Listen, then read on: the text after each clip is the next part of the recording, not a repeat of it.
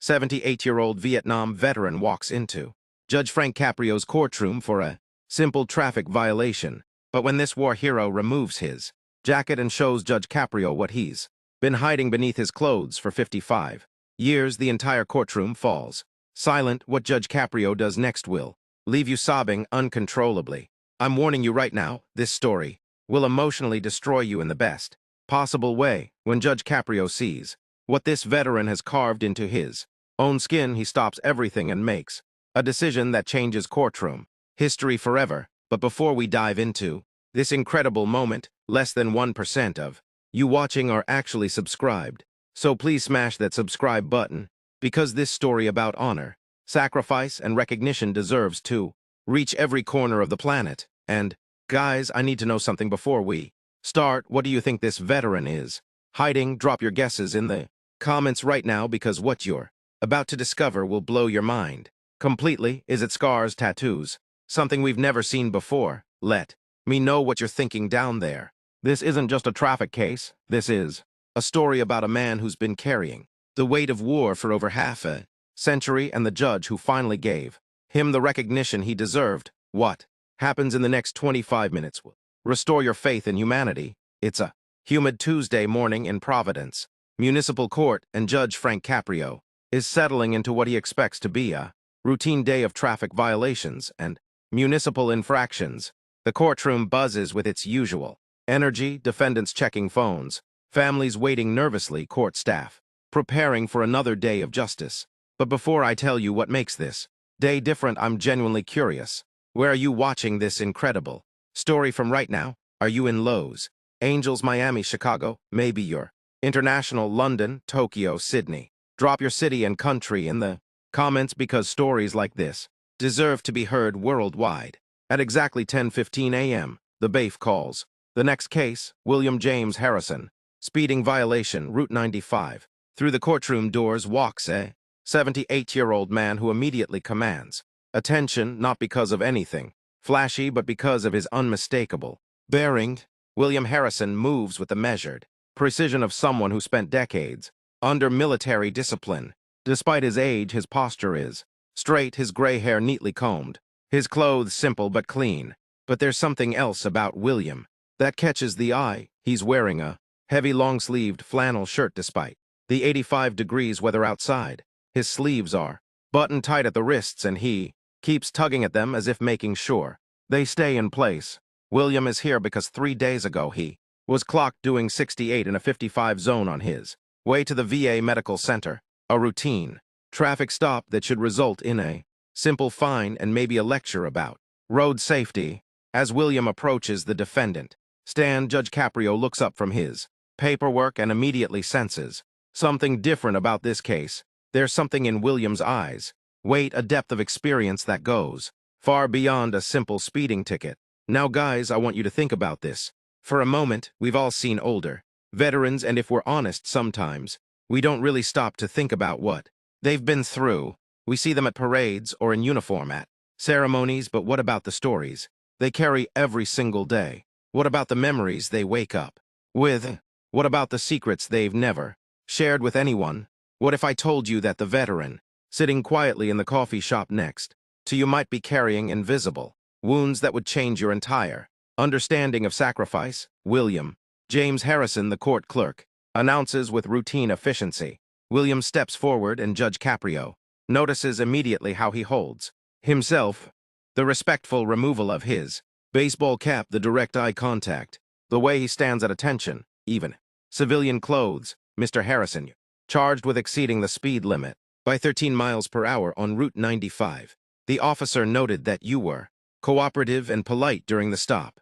How do you plead? William's voice, when it comes, carries the unmistakable tone of someone accustomed to clear, respectful communication.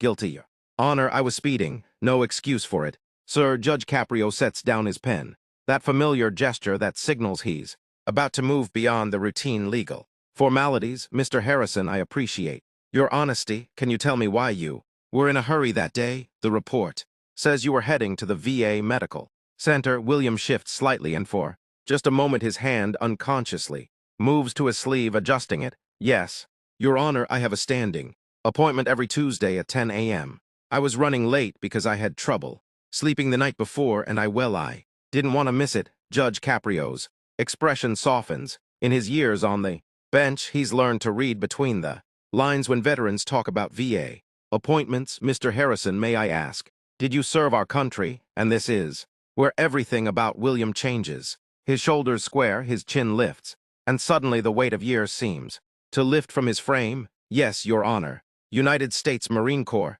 Vietnam, 1968 to 1970. 1st Battalion, 26th. Marines, Kessin. Now guys, I need you to pause for a second here. If you know anything about the Vietnam War, you just heard something significant.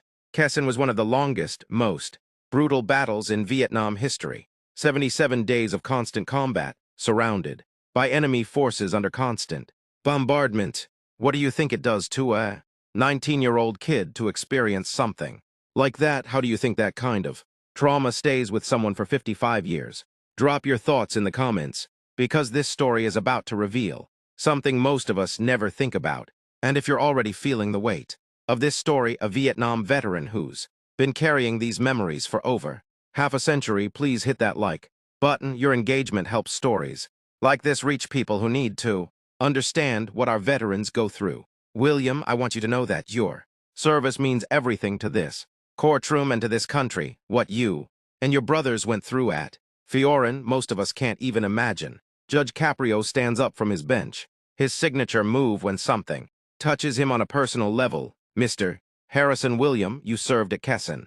Yes, Your Honor. I was 19 when we got there. Thought I knew what war was about. William's voice carries decades of weight. I learned real quick that I didn't know anything. Judge Caprio notices that despite the warm courtroom, William hasn't removed his heavy flannel shirt. In fact, he seems to be sweating, but refuses to take it off. William, you look warm. Please feel free to make yourself comfortable. William's entire demeanor changes. His grip tightens on the defendant's stand, and for the first time, there's genuine distress in his eyes. I'm fine, Your Honor, thank you. But Judge Caprio's intuition, honed by 30 years of reading people, tells him there's something significant here. William, I hope you don't mind me saying this, but you seem uncomfortable. Is everything all right? William looks around the packed courtroom, 40-plus people watching this exchange. His hands shake slightly as he considers what to say. Your Honor, it's complicated. People don't usually understand. William, I've been on this bench for 30 years. I've learned that when a veteran says something is complicated, it usually means they've been carrying something heavy for a very long time. You're in a safe space here, and guys, I want you to really think about what's happening here. This is a moment where a man who's been hiding something for over 50 years is deciding whether to trust a room full of strangers with his deepest truth. What do you think William has been hiding under those long sleeves? What could be so significant that a Marine who survived Kessin would be afraid to show it? Pause the video, write your guess in the comments, then come back, because what happens next will shock you. William takes the deepest breath he's taken since entering the courtroom. Your Honor, the reason I wear long sleeves, the reason I don't take off my shirt, it's because of what people see when I do. Judge Caprio walks around from behind his bench completely, something he rarely does. William, whatever it is, I want you to know that this courtroom has seen everything, and we've never judged anyone for carrying the weight of their service. William's hands move to his sleeves, trembling slightly. Your Honor, when we were at Con, we lost a lot of good Marines. I was a radio operator. I called in the coordinates when we lost positions. I radioed from medevac when my brothers fell. I was the voice that told families back home that their sons weren't coming back after the war. I couldn't shake their voices, their names, the coordinates where they died. So I did something that people think is crazy. William, there's nothing crazy about honoring fallen brothers. What did you do? William, what I'm looking at isn't damage. What I'm looking at is the most powerful memorial to fallen heroes I've ever seen. You didn't just remember their names, you made them part of you forever. Very slowly, William begins unbuttoning his flannel shirt. As he removes it, the courtroom collectively holds its breath. Covering both of William's arms from wrist to shoulder are hundreds of small, precise scars. Not random scars, deliberate, careful markings that form letters and numbers. Judge Caprio's eyes widen as he realizes what he's looking at. These aren't just scars. They're names, coordinates, dates all carved into William's own skin over the course of decades. William, Judge Caprio whispers, "What are we looking at?" "Every name, Your Honor. Every Marine from my unit who didn't make it home. 43 names carved into my arms, the coordinates where they fell, the dates they died.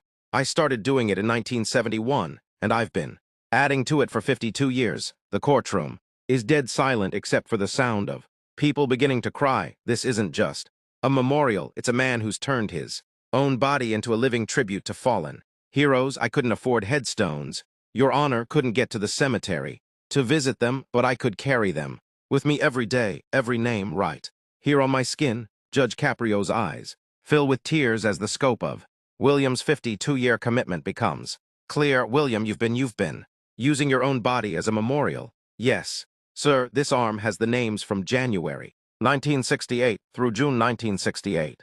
This arm has June through December 1970. Every coordinate where we lost someone. Every date, I remember all of them." William rolls up his sleeves further, revealing even more names, more coordinates, more dates. "This is private. Danny Martinez from Los Angeles, 20 years old. Grid coordinate 314-168. March 15th, 1969. Stepped on a landmine trying to rescue a wounded Marine. This is Corporal James Washington from Detroit, 19 years old. Grid coordinate 287-092. July 4th, 1969. Saved 3 Marines from a mortar attack, didn't make it out himself. People in the gallery are openly sobbing. Now court officers are wiping their eyes. Other defendants have forgotten their own cases as they witness this living memorial. "Your Honor, I know people think I'm damaged, that I never got over the war. My own family, they don't understand. That's why I wear long sleeves. That's why I don't go to the beach or the pool. That's why I missed appointments when I couldn't find a shirt that covered everything." Guys, I need to pause here, because what you're witnessing is the most incredible act of remembrance and honor you'll ever see. If you're not subscribed yet, please hit that button right now. William's story reminds us what real sacrifice looks like, and your support helps us share these profound human stories with the world. But I want to ask you something personal. What do you think about William's 52-year memorial? Do you think it's beautiful or tragic? Do you think it shows healing or pain? Drop your honest thoughts in the comments, because this story is about to get even more powerful. What Judge Caprio does next becomes one of the most talked about moments in courtroom history. He removes his judicial robe and approaches William with the reverence typically reserved for visiting a sacred memorial. "William, may I read some of these names?" William nods, tears streaming down his face.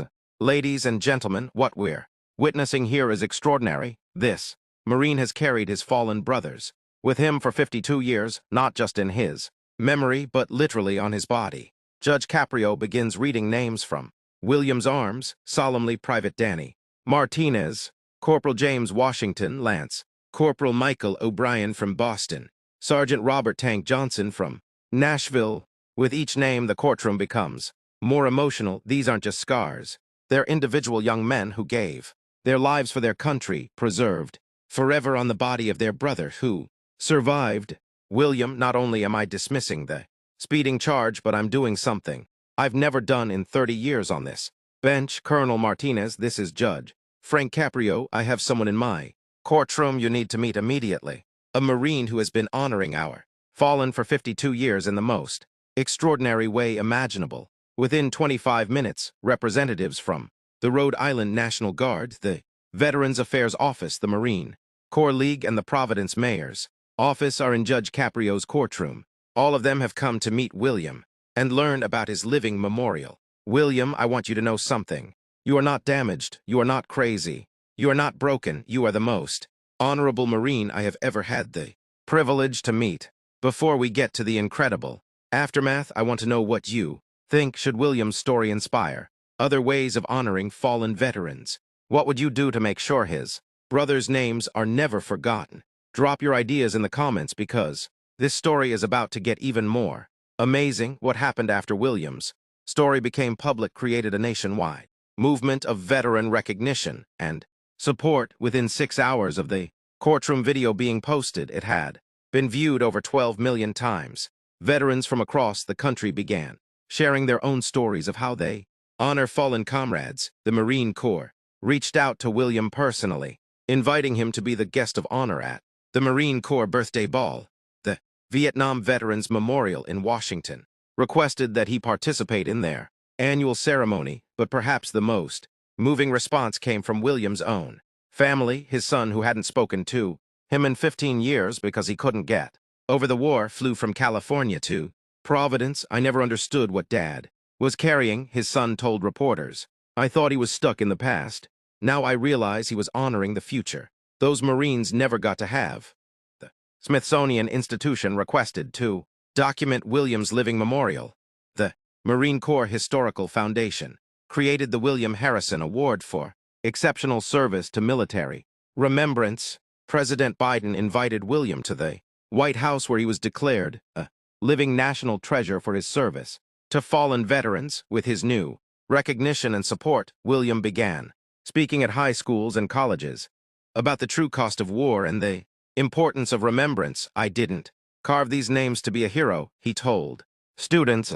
I carved them because heroes deserve to be remembered. Most importantly, William's story inspired a national conversation about how we honor our fallen veterans. Memorial gardens began incorporating living memorials where veterans could share their stories.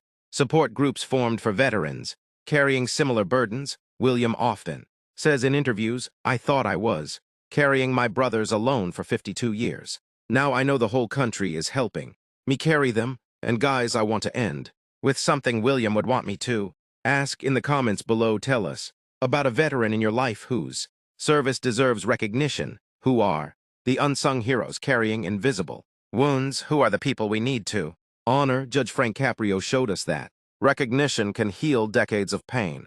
William Harrison proved that love and memory can survive any trauma. Your stories in the comments honor both of their legacies. If this story moved you, if William's 52-year memorial and Judge Caprio's recognition touched your heart, please share this video with someone who needs to understand what our veterans sacrifice. Like this video if you believe in honoring those who served and supporting those still carrying the weight of war. Subscribe for more stories proving that compassion and recognition can change lives forever. And remember William's words, heroes deserve to be remembered not just on Memorial Day, but every single day. Thank you for watching, and thank you for helping us honor our veterans.